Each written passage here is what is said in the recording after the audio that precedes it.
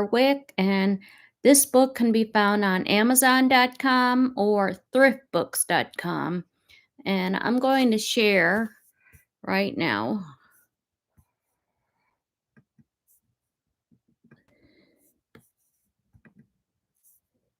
Okay, this right here is Prince George, the Duke of Kent, and he was the second to youngest brother of uh, what you call it, the Duke of Windsor, King Edward the Eighth, and they had a very close relationship.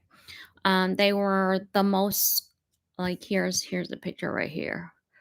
That right there is, and he was the best man to Prince George's wedding to Marina. So they had a very, very close relationship. And they just had so many similarities. He was very good looking, and he really wanted to serve the king, his father. I mean, here he is, look at him.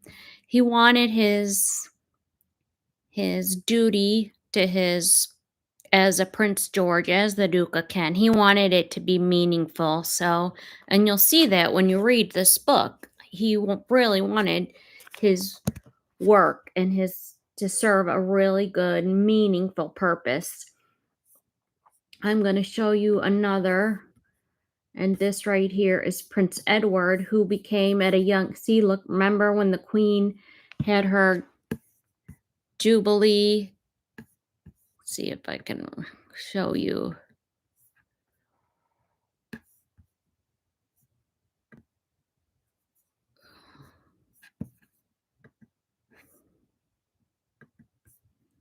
See, this right here is Prince Edward. His father was Prince George. And he actually became at a young age the next Duke of Kent. And he's getting up in age, but I mean, he really actually he's so good. He is another good person. I think this is his son right here who will become the next Duke of Kent after that. But he was really, really good. And he just wanted to serve the Queen Elizabeth, her cousin. He's younger than her. And all he wanted to do was just serve the king, the Queen Elizabeth. And he knew she couldn't do it alone. But I think, I really like the Kent family. And I've read another book about the Gloucester family. And they really are. They just represent, along with Princess Anne and the Gloucesters and Sophie and Edward.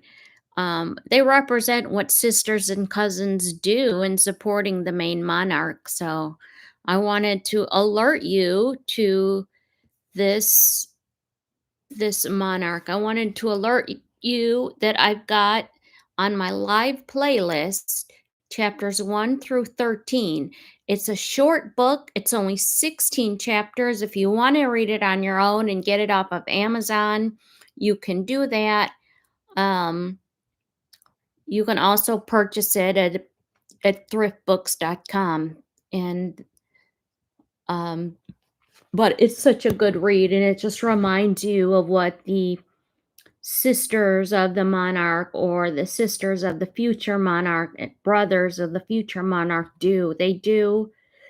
They're there to support their brother or sister who's the monarch. And I think with Marina and Prince George, they had that bond with the Duke and Duchess of Windsor.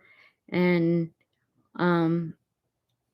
he never really fully cut off his brother altogether. He still kept that bond. And Marina too. Marina's pretty neutral with regard to that. Not right after the abdication, but after they got through it, they still had a brotherly love for each other. So, but I'm just going to read you the summary and see if this piques your interest. for 8 brief years before he was tragically killed in a mysterious air crash during the Second World War. Prince George, the Duke of Kent, son of King George V and Queen Mary, and his beautiful wife, Princess Marina of Greece and Denmark. They were the British monarchy's, indeed high society's, most glamorous royal couple. And as a golden royal icons, they are still remembered.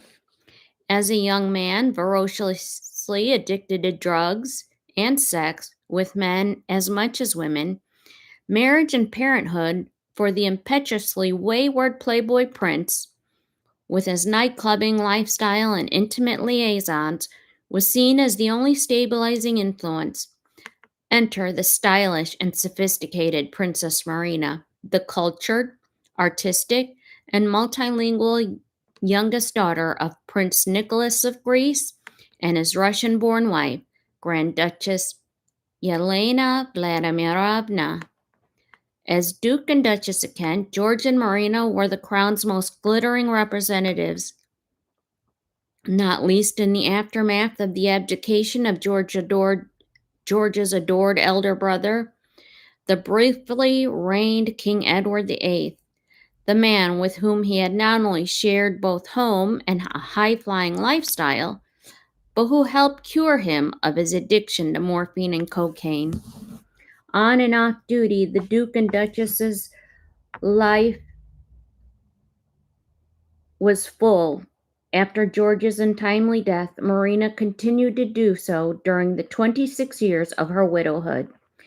Revisited in his 1988 best-selling biography, George and Marina, the Duke and Duchess of Kent, Christopher Warwick, in this revised and partly rewritten study, tells their story anew.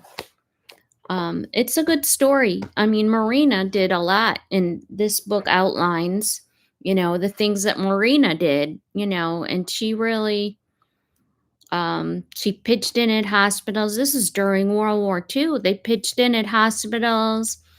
They wore their military uniform, Marina too, and all while having Edward, Alexandra, and little Michael, who was born during World War II, all while raising kids. And then after George's death, she had to raise them alone.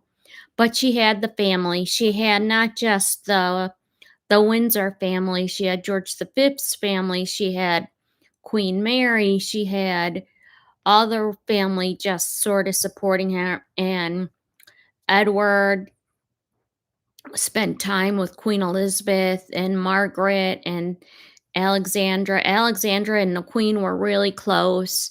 Margaret and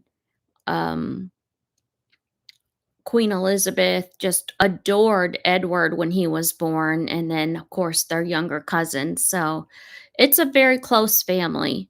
So, and then, of course, they've got a duty to do because they are, they do live in a very privileged life. So, but I will let this go, and let's hope that you're interested in reading the book. If not hearing it from me, you can purchase this on Amazon. So have a nice day. Thank you.